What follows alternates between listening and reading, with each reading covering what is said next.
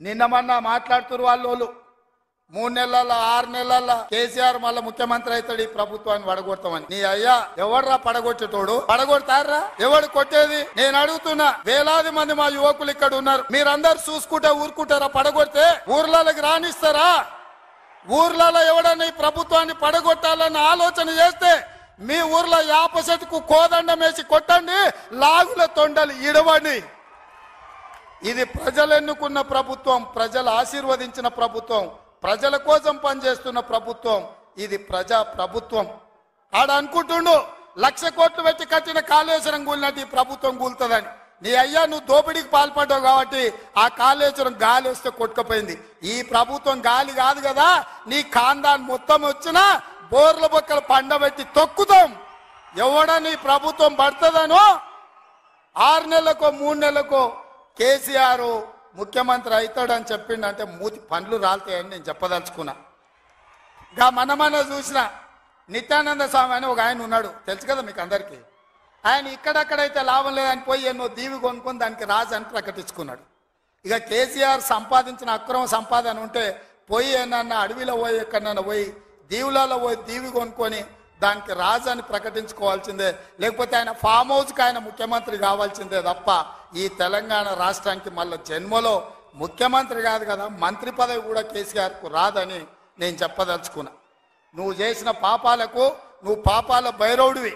ఈ నిరుద్యోగ యువకులను, ఉద్యమకారులను, అమరవీరుల కుటుంబాలను, రైతులను, దళితులను, గిరిజనులను, మైనారిటీలను, మహిళలను నిలువు దోపిడీ చేసి నిలువున ముంచిన నువ్వు, నీకు సిగ్గన్న ఉందా మళ్ళీ పదవి కావాలని అడగడానికి? నీకు కొంచెమైనా రోషం ఉన్నదాన్ని నేను అడుగుతున్నా. ఆయన మాట్లాడుతున్నాడు 6 నుంచి 8 పార్లమెంట్లు వస్తాయి. ఏంటికి వస్తే మళ్ళీ 6 or 8 ఇస్తే మోడీకి అమ్ముకుందామనా? మొదటిసారి 12 ఇస్తే మోడీకే అమ్మినావు, రెండోసారి 9 ఇస్తే తీసుకుపోయి మోడీకే అమ్మినావు. మారుబేరగాలి కాక ఈడ ఎంపీలు కొనాలి, ఈడ ఎంపీలు గెలవాలి, ఢిల్లీకి వెళ్ళి మోడీకి అమ్ముకోవాలి. దీనికోసమేనా నీకేసేది? నేను ఇవాళ సూటిగా కేసీఆర్ని అడుగుతున్నా. ఈ దేశంలో ఉన్నాయి 2, ఒకటి ఎన్డీఏ కూటమి, రెండోది ఇండియా కూటమి. ఎన్డీఏ కూటమికి మోడీ ఉన్నాడు, ఇండియా కూటమికి మేమున్నాం. మా దాంట్లోకి రానీయము, మా నీడ కూడా తాకనీయం. ఆ ఇంటి మీద పిట్ట ఈ ఇంటి మీద కాలిస్తే కాల్చి అవతలేస్తాం. నువ్వు ఎట్లకెళ్ళి అవుతావా? మరి నేను అడుగుతున్నా, ఎట్లకెళ్ళి అవుతావు? 1, 2 ఏదైనా గెలిస్తే ఢిల్లీలో తాకట్టు పెట్టి మోడీ దగ్గర గులాంగిరి చేయిస్తాడు ఆయన. అందుకే మిత్రులారా ఆలోచన చేయండి. ఇవాళ ఈ రాష్ట్రంలో, ఈ దేశంలో పేద ప్రజల ప్రభుత్వం ఏర్పడాలి అంటే 10 ఏళ్ళు ప్రధానమంత్రిగా ఉన్న నరేంద్ర మోడీ ప్రతి పేదవాడి ఖాతాలో 15 లక్షల రూపాయలు వేస్తా అన్నాడు. ప్రతి పేదవాడికి ఇల్లు కట్టిస్తా అన్నాడు. ప్రతి సంవత్సరం 2 కోట్ల ఉద్యోగాలు ఇస్తా అన్నాడు. రైతుల ఆదాయం 2 చేస్తా అన్నాడు. ఎవరి ఖాతాలన్న మోడీ 15 లక్షలు వేసిండా మిత్రులారా? వేసిండా? మీకేమన్నా ఇల్లు కట్టించిండా? మీకు ఉద్యోగాలు ఇచ్చిండా? మన ప్రాంతానికి ఎప్పుడన్నా వచ్చిండా? పోనీ మీ ప్రాంతంలో ఆదివాసీ బిడ్డ స్వయం బాబురావుని ఎంపీ గెలిపించిండు, మంత్రి పదవిని ఇచ్చిండా? మరి ఏమి ఇయ్యనప్పుడు ఈ ప్రాంతంలో మోడీకి ఓటెందుకు వేయాలని నేను అడుగుతున్నా. మీరు ఆలోచన చేయండి. ఇవాళ మతం పేరు మీద ఒకడు, మద్యం పేరు మీద ఇంకొకడు రేపు ఎన్నికల్లో ఓట్లు అడగడానికి వస్తారు. ఇవాళ మతం ఒక రకం మత్తు అయితే మద్యం ఇంకొక రకం మత్తు. మోడీ కేడీ ఇద్దరు ఒక్కటయ్యి కాంగ్రెస్ను అడ్డుకోవాలని చూస్తున్నారు. అందుకే మిత్రులారా, ఆదిలాబాద్ దత్తత తీసుకునే బాధ్యత మాది, మా ప్రభుత్వాన్ని. మీకు యూనివర్సిటీ ఇచ్చే బాధ్యత మాది, మా ప్రభుత్వాన్ని.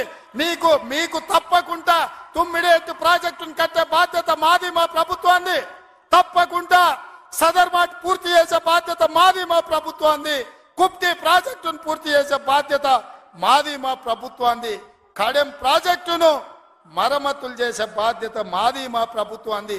తండాలలో, గూడాలలో, మారుమూల పల్లెల్లో ప్రతి తండాకు గూడానికి రోడ్లు వేసే బాధ్యత మాది. తాగునీళ్ళు ఇచ్చే బాధ్యత మాది. పేదోళ్ళ పిల్లలకు చదువుకోవడానికి పాఠశాలలు ఏర్పాటు చేసే బాధ్యత మాది. ఈ రాష్ట్రంలో 2 లక్షల ఉద్యోగాలు నింపే బాధ్యత మాది. 2,07,000 నింపినాం. ఇంకా 1,93,000 ఉద్యోగాలల్లా 15 రోజుల్లో 15,000 కానిస్టేబుల్ ఉద్యోగాలు నింపుతాం. ఇవన్నీ చేసే బాధ్యత మాది. అందుకే మిత్రులారా, ఏ ఆదిలాబాద్, ఏ ఇంద్రవెల్లి సాక్షిగా ఆగస్టు 9, 2021 నాడు దళిత గిరిజన దండోర పేరు మీద ఎన్నికల సమర శంఖాన్ని పూరించినమో, మీ ఆశీర్వాదం తీసుకొని గుండెల నిండా మీరు ఇచ్చిన ధైర్యాన్ని నింపుకొని తెలంగాణ మూలల నేను మా మిత్రులందరూ కలిసి సమన్వయం చేసుకొని ఇవాళ ఇందిరమ్మ రాజ్యం తెచ్చినాం.